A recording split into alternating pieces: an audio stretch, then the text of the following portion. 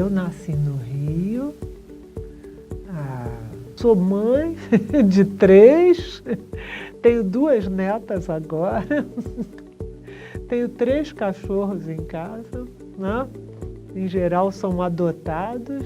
A arte para mim é essa realização de poder mostrar aos outros em imagens essa paixão que eu tenho. Essa maravilha, essa diversidade de ambiente, de Mata Atlântica que o Rio tem,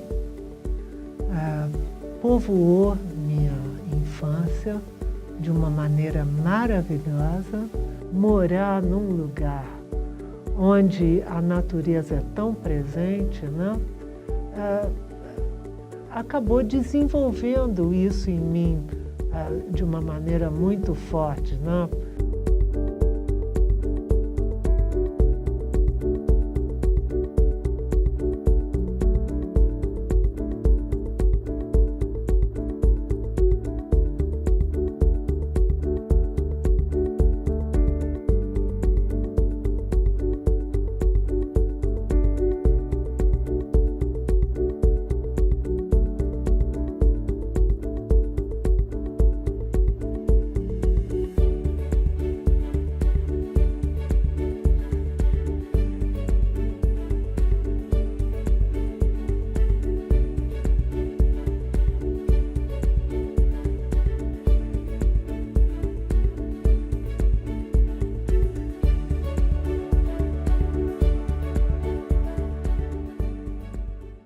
Eu procuro transmitir às pessoas que meio ambiente, até um trocadilho, né? É o princípio e é o fim, não é o meio, né? Porque se você não tem um ambiente saudável, se você não respira bem, se você não come sem agrotóxicos, se você não tem um horizonte bonito para você admirar, você não vive bem. E essa minha mania, essa minha admiração pela natureza brasileira, é essa visão tão paradisíaca que eu tenho do Brasil, que eu procuro transmitir através do meu trabalho. Tudo faz parte da Ângela política, a Ângela transmitindo a importância e essa paixão pela natureza do país. Você luta pelo que é bom, bonito e admirável.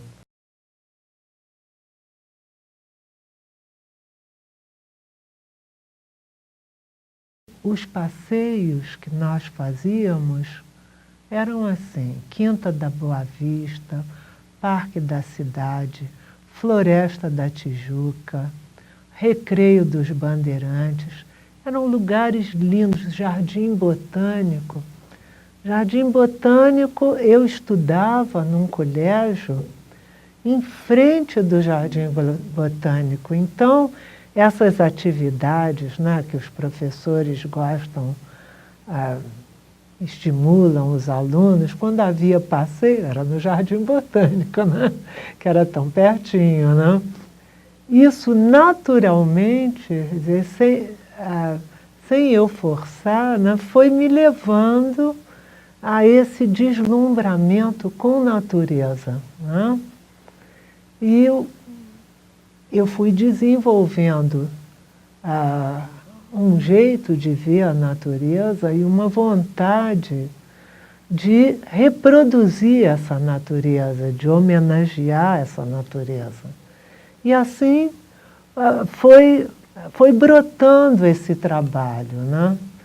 Essa série dos animais brasileiros ameaçados, eu comecei em 68. A cada ano aparece uma imagem nova, ou 2, 3, né? mas basicamente a minha linha são animais brasileiros. E eu procuro escolher os mais ameaçados.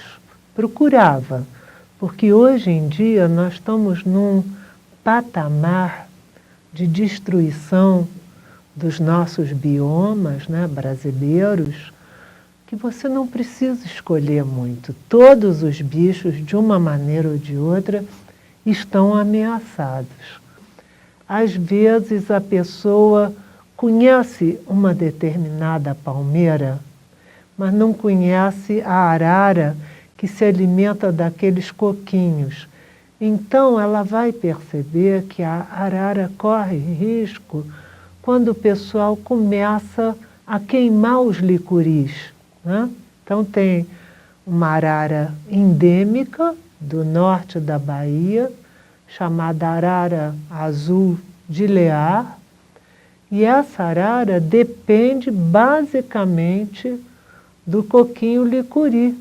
E o pessoal toca fogo, aquela maneira, né, antiquíssima, né, de fazer coivara, né? Eles queimam para plantar, né, embaixo daquelas cinzas.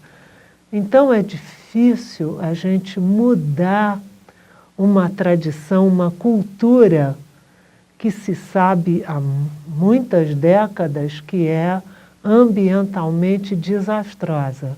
Mas a gente não pode se dar mais ao luxo de errar tanto, né? Como se faz aqui em São Paulo. Quer dizer, o estado mais rico do país, você continua não só a tocar fogo na cana, né? Mas continua com esse método antigo de queimar para plantar em seguida. Esse problema do Brasil ser tão mesquinho, né? Nossos dirigentes são tão mesquinhos com a educação, que a gente vive de crise em crise. Por quê? Porque o país tem um crescimento cultural muito lento, porque não se investe em educação como se investe em outros lugares.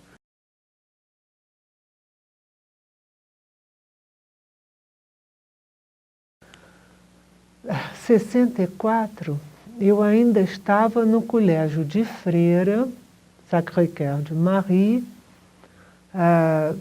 e eu vinha desde o Rio, né? Eu fiz esse primeiro período de jardim de infância bem comprido e pré-primário, em frente ao Jardim Botânico. Depois, eu e minha irmã fomos para o Sacré-Cœur, que era o colégio onde a minha mãe e as 5 irmãs tinham se formado. E em 64 eu já estava em São Paulo e, bom, o país ficou um outro país, de um dia para o outro, né? Então, aquele tipo de liberdade de viajar para cima e para baixo, ficou tudo assim meio perigoso. Você começava a ouvir relatos, né, de gente que foi morta, estudante que foi perseguido, né? E meu pai tinha muito medo que a gente andasse na rua sozinhos, né? Uma coisa, quer dizer, um medo que apareceu a partir do golpe de 64. Né? Depois, em 69, a ditadura piorou muito, né? Com o AI-5, né? Quer dizer, cada vez uma ferocidade maior, uma violência maior. Em 69 eu entrei na USP, né? E eu tive contato, tanto no Equipe, que era o cursinho que eu fazia, como na USP, na filosofia, com professores e alunos que estavam engajados mesmo, né? Apaixonadamente, né? alguns até em luta armada, né?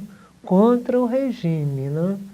E eu me lembro que eu fazia parte de um grupo onde havia pessoas que eram de grupos, né, de resistência, e eu estudava à noite aqui na USP, e eu morava numa travessa da Faria Lima, e eu voltava de ônibus, né? E tinha um sujeito mais velho na minha classe, que não era amigo de ninguém, e ele começou a sempre tomar o mesmo ônibus que eu. Poxa! E aí uns colegas começaram a me alertar, né? Olha, acho melhor você não andar mais sozinha, porque aquele cara, aquele sujeito, sei que parece, estão achando que ele é infiltrado, né? Então a gente vivia assim um clima, né? Você se manifestava na rua com um grupo de estudantes, de repente aparecia a cavalaria, né? E você tinha que pedir para o porteiro deixar o grupo entrar dentro do prédio, porque senão você apanhava também. Um intervalo tão brutal, né, tão violento de 20 anos, interrompeu um traquejo crescente das pessoas, delas se vivenciarem como cidadãs.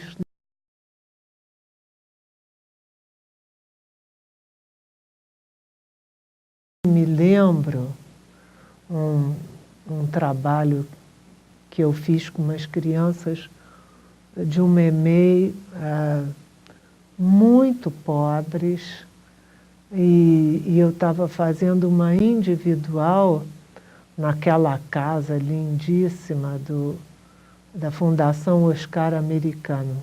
E então eu pedi para levarem vários ônibus com essas crianças, né? E eu andava não só na minha exposição com elas, mas por aquele bosque todo, né? E eu mostrava a elas, olha, isso tudo é nosso, isso tudo é de vocês. Olha a riqueza, né? Quantas sementes no chão, quantas folhas diferentes, né? Então elas enchiam o bolso com umas sementinhas, mas elas saíram de lá todas milionárias. Era uma maravilha aqui. Então elas iam para casa, elas iam pegar um vasinho, iam plantar aquilo, iam contar para o pai e para a mãe. É com essa paixão por coisas bonitas, por coisas férteis, né? Que você consegue que as pessoas lutem pelo país. Uma coisa é eu falar, né? A outra coisa é eu exibir aquela imagem que pode ser reproduzida, né? Pode percorrer muitos ambientes, né? Ser vista por muitas pessoas, né? E fazer com que essa contemplação desse trabalho tão apaixonado possa mudar a vida da pessoa e tornar essa pessoa também apaixonada pelo Brasil, sabe? Acho que é isso.